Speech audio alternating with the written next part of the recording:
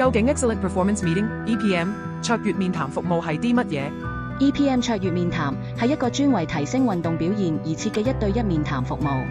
喺呢個過程中，運動心理教練作為專業助人者，重點係建立協作關係 （collaborative relationship）， 協助參加者自我了解、促進思考，並發掘資源去實現目標，而唔係單純提供方法或建議。呢個服務係基於雙方協商清晰目標，並共同承諾努力實現。EPM 面談每次約60分鐘，通常需進行4至8次，針對參加者需求處理及達成目標。喺整個過程中，我哋會透過深入溝通，了解目標嘅可行性，並提供多種心理技巧工具，協助參加者將理論應用喺實踐中。第2次面談時，我哋會檢視方案成效、參加者感受及進度，並作出相應調整。第1次面談會提供一個免費嘅 EPM Intake Record， 全面了解參加者對運動表現嘅需求。面談範疇包括提升運動表現、克服運動參與障礙、促進運動智能，以及優化運動決策。雙方將共同努力實現目標。其後每次面談會根據目標進度，提供針對性心理工具，